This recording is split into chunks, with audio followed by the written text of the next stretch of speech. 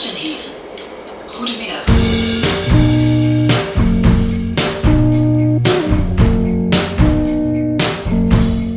Hoi hoi, hello and welcome to the Meet Maastricht podcast.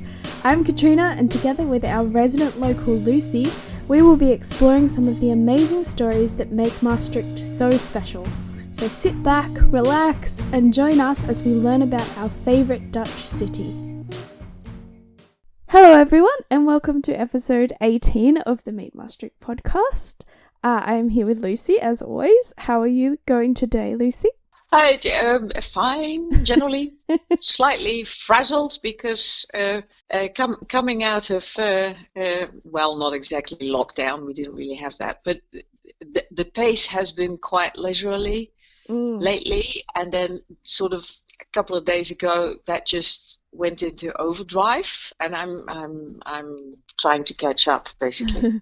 I'm sure lots of people can relate to the switching back on to all and readjusting. So what are we talking about today? Well, I thought in the mood of the moment I would find a very quiet place, and as I announced last week, we were going to speak about a very secluded little spot, which is not out in the hills like Jesuit Mountain is, but right in the middle of the city, and you might just completely miss that if you don't know where it is. And it's Martinushofje. So it's a small, closed off, secluded, very quiet, very pretty little place in the middle of the old town. It is no longer accessible to visitors.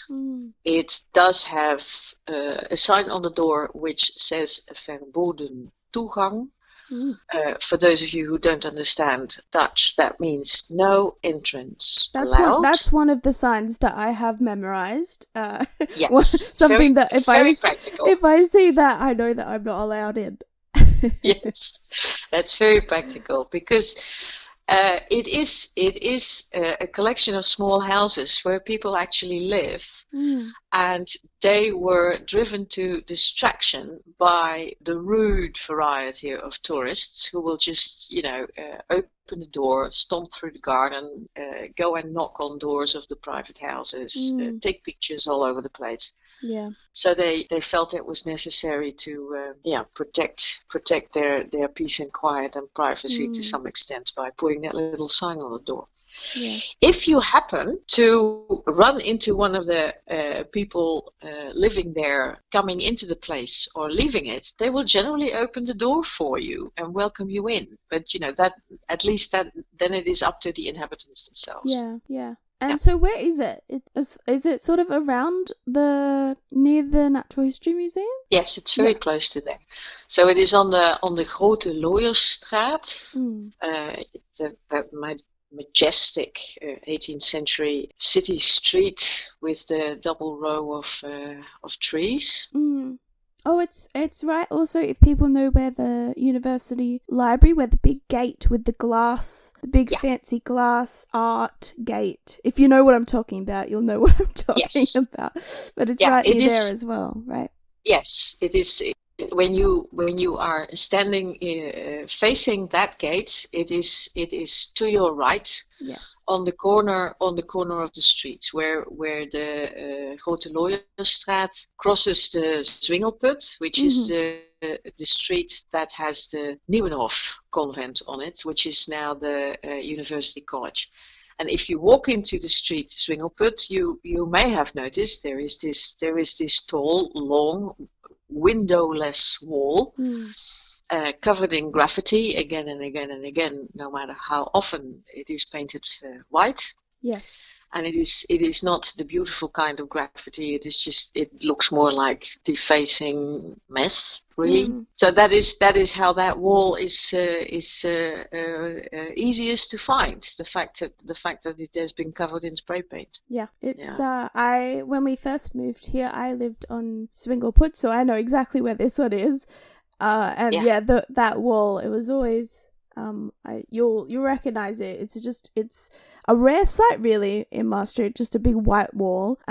So is that the sort of one side of people's houses, or is that a wall Yeah. for the complex? No, Okay. no, it is the back wall of the houses. So the row of houses that is along the little courtyard behind the closed gates only have windows on the garden side and not on the street side. Okay. So I know we've talked before about like Hof and Hoffield.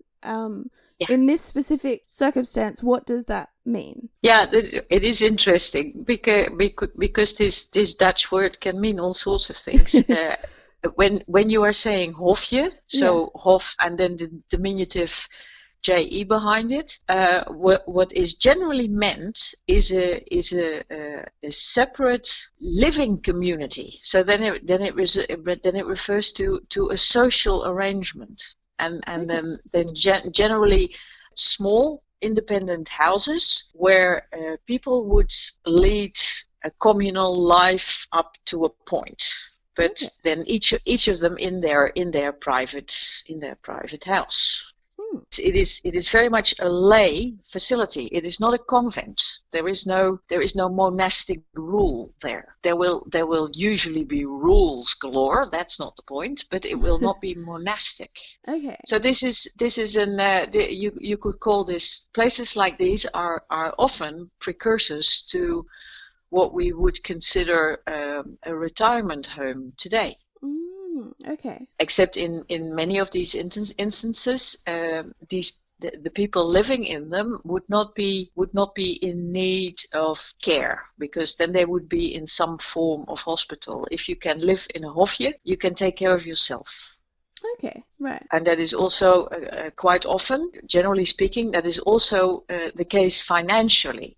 So these places were generally not intended for the totally destitute. Okay.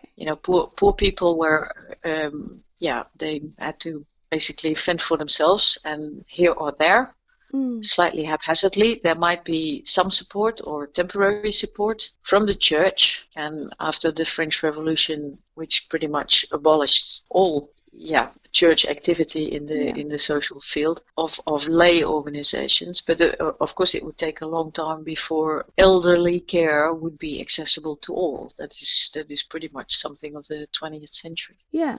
No, that's interesting. Yeah. Yeah. So hofjes would be for the poorer relations of wealthy families as well. So an unmarried aunt or a niece who had become widowed, or stuff like that. Yeah.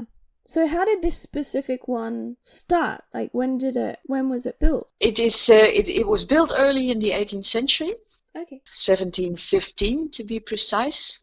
And it could be built because a canon of St. Servaas, his name was Martinus Frenke, left an inheritance specifically dedicated to building this place. And alongside with the money, there was also the gifting of some pieces of land, which would of course bring in an income every year.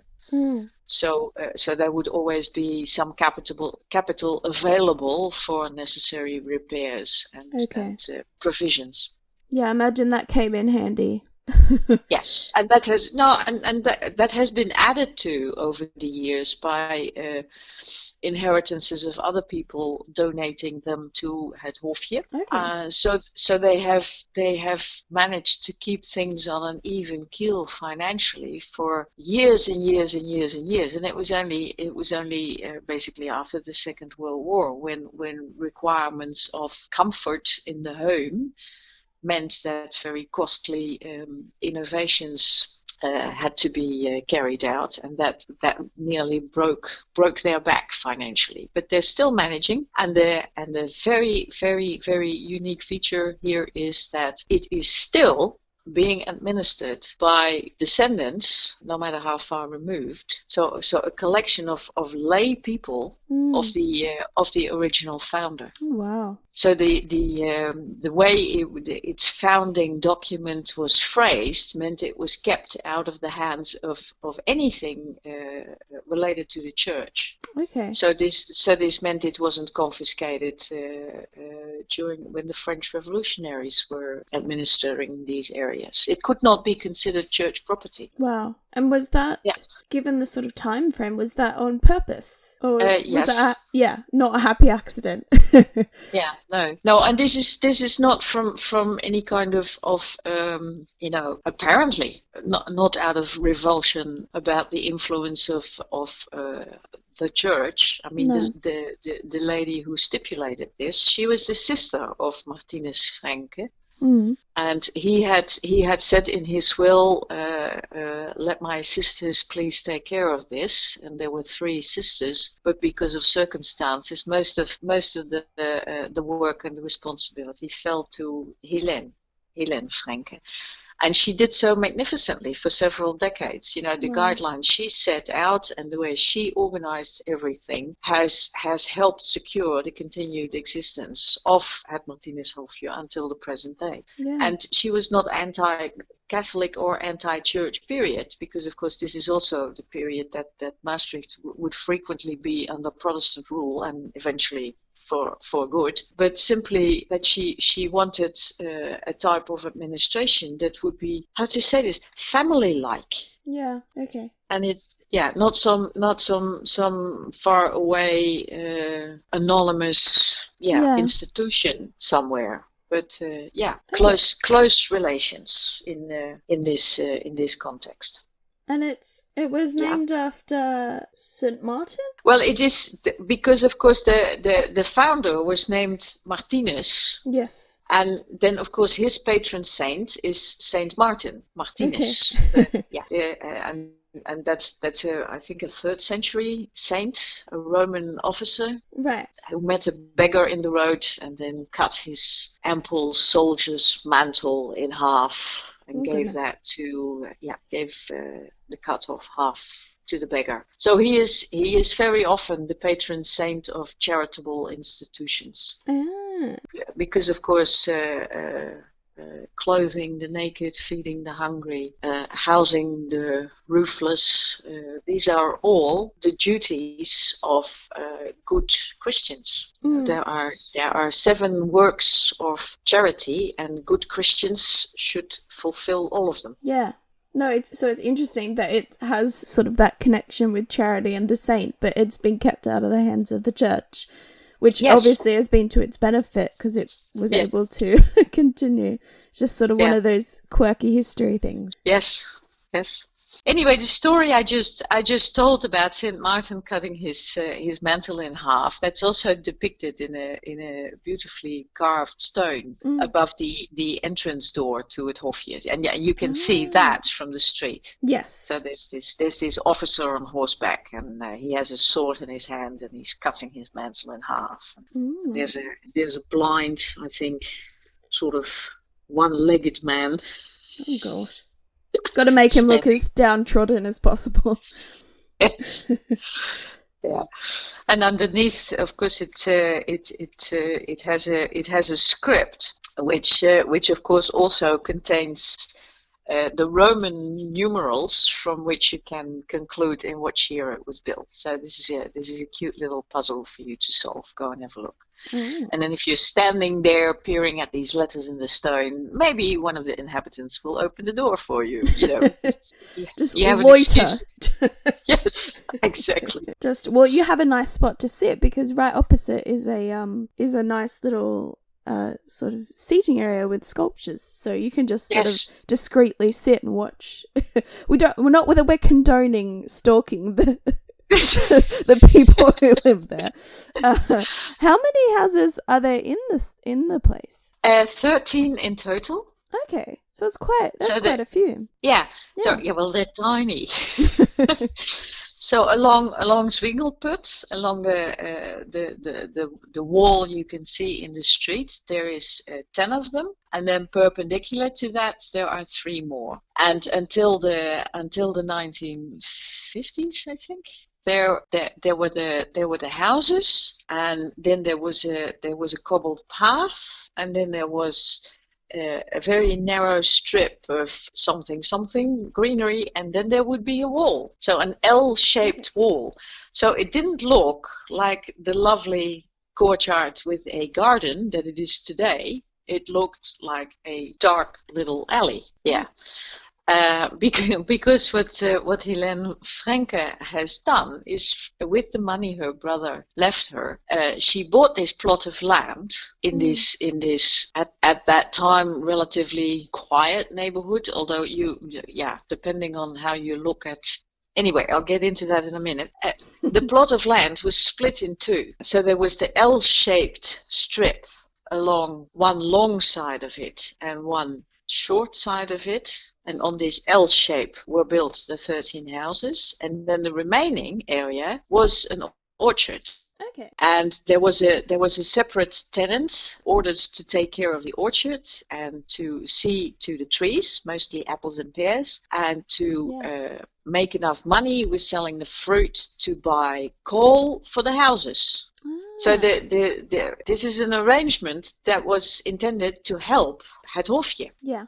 And then added to that was the fact that the wall was also used to plant fruit trees there that would normally not grow in these parts, but because of the extra warmth of the wall, you can grow them. So there would be apricots and different kinds of plums and stuff like that.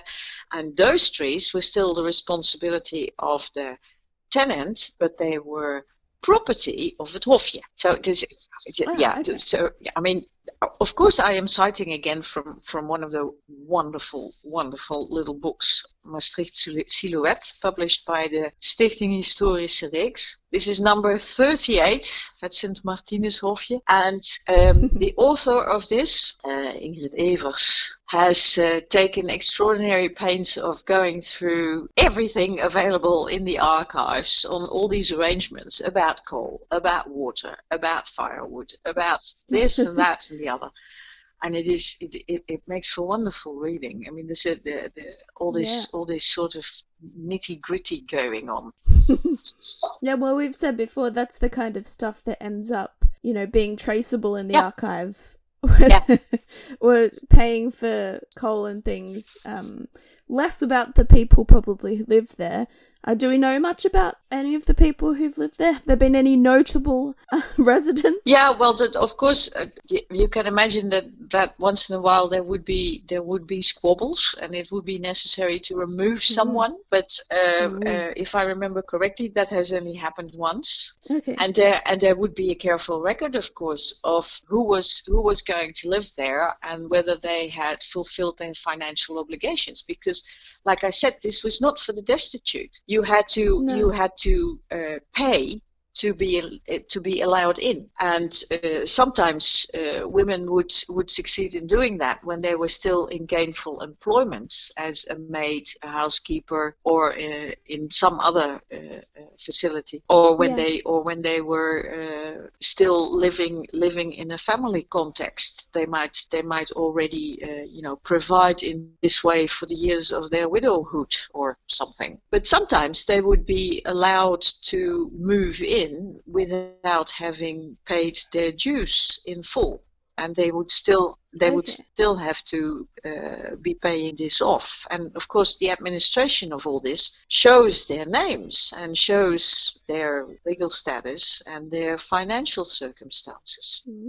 And quite often they would the minimum age to be allowed in was 60 years old, but once in a while younger women would be admitted as well. And usually everybody would keep working in one capacity or another. So they would go out to houses of the more fortunate and clean, or they would do embroidery work or weaving, or things like that, and make a living that way. Because they were not, like I said, they were not nursed. They were not provided for as you would in a retirement home. They had to fend for themselves. No, yeah. I know you said they have to pay to get in do they then pay rent, or No. do they? I'm suppose they don't No. own the house. So you just sort of pay something to live there. No. Once you had fulfilled your obligation of the entrance fee, so to speak, you live there for free. Yeah. Okay, and then did people tend to live there until they died, or yes. did or until they would become so in need of help that they would have to be moved to one of the hospices, and of course that happened as well. Yeah.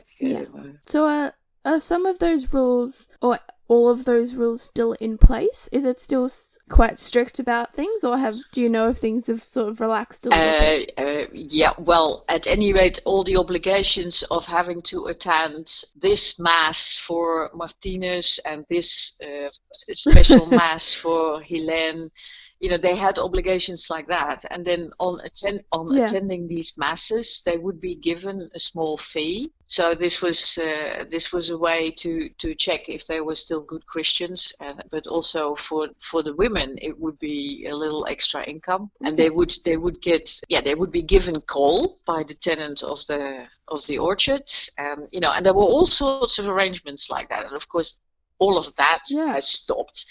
The people living there now, and they don't get paid to go to mass. and it is a mixed population now too. So last time I was there, a man got off his bicycle and opened the door and said, "Would you like to have a look?" And I said, "Yes, of course. Please, do you live here?" And he said, "Yes." So, I think about after the Second World War, the people who are allowed to live there are of both sexes. I suppose they pay regular rent and taxes and all the rest of it. And of course, the Netherlands having regulated rents, the price of the houses must be related to the amount of room you have, which is very little, and the level of comfort you have. And of course, that has been updated over the years. There have been several renovation campaigns, so they have central heating now, and they have a decent kitchen, and there is a shower on the first floor, and of course none of that was there in the beginning. No. What was there in the beginning, Helene very explicitly provided for all that, was a very, very solid building of the best materials available at the time. So it was good bricks, it was solid stone, it was all the fittings in oak wood, and so for decades the cost of upkeep was pretty marginal, because they were so good, these houses. They might be tiny, but they're not crummy. No. Well, it'll be interesting to see if I can find some pictures, or maybe some aerial ones to see what they look like, because unless I hang outside and get someone to let me in, I won't be able to take my own.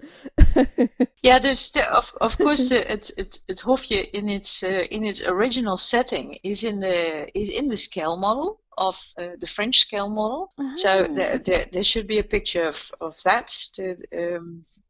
That should be easy to find. There are pictures of the map that you've used before. I think that's a French map. I'm not sure now, but you've used it several times before to locate places, and this particular segment shows it in a rather funny way. You see large gardens and orchards, and then next to it the Nieuwenhof, and then there's a little section that says Rabbit Mountain, which is a name that is no longer in use in that particular spot, and then above that is the houses are shown, and that is recognizable because of the L shape that I described before. And Rabbit Mountain was called Rabbit Mountain because this was a dead-end street where the municipality or the city was breeding rabbits there. So as a supplement to the small meat supplement to the diet of the citizens. And I'm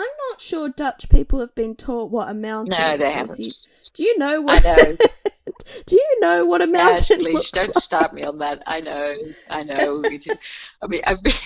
I've been riding St. Peter's Mountain with guests last week, and it is entertaining. You have these people who come from countries with actual mountain ranges, And I stand there and I say, yeah, well, but you got to see this in the Dutch context. I mean, we're easily pleased. It's Anyway, there are also pictures of the way het Hofje looked before it has its present appearance.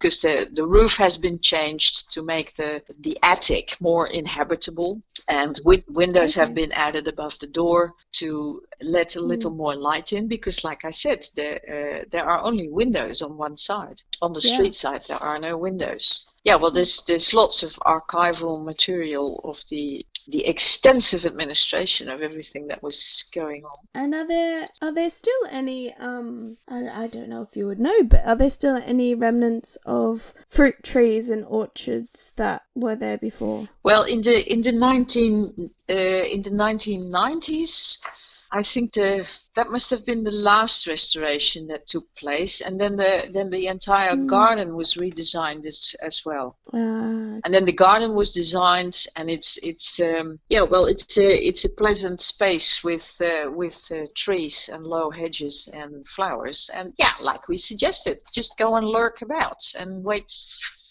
for somebody to open the door for you. Yeah.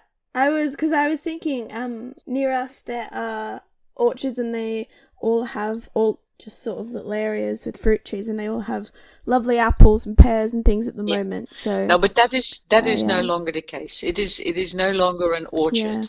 Yeah. Oh. No. Well, was there anything you wanted to add before we wrap up? No, I think this is quite enough, and it is also it's extremely cruel. You know, we keep talking in these podcasts about non-accessible places.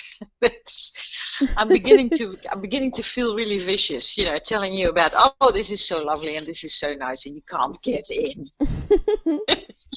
Yeah, but this one, if you're lucky, tenacious. Yeah. You might be able to get in. But just and the last one will eventually be open. Yeah, sort of. But you know, because I'm beginning to feel sorry for our listeners, the next one is one that is accessible, and also because there was a guest on one of the tours who said, "I'd love to know more about that building," and I said, "Fine, I'll take that as a request." So the next podcast will be about het Spaans gouvernement. Literally translated, the Spanish government, and it's a building you all know. Yes. It has this beautiful dark red brick facade on the side of the Vrijthof, opposite the Generaalshuis. So if you're standing with your back to the churches, facing the cafes, it is on your right hand. It's not far from the on the Vrijthof where the coloured statues are. It's right behind there. Yeah. Okay. Well, exciting. We'll finally be able to explore. Well, maybe. Is it currently open, the building? Do we know? Yeah.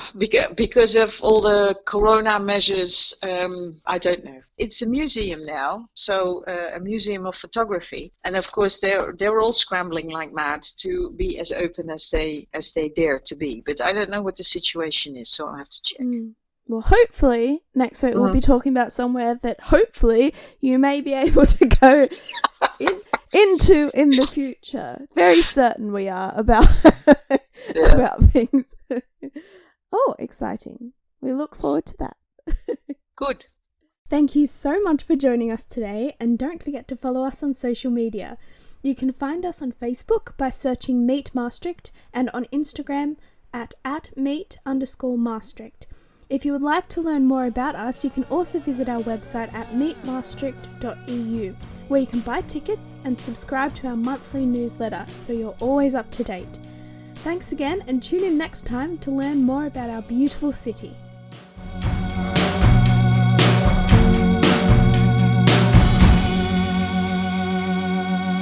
Tot ziens.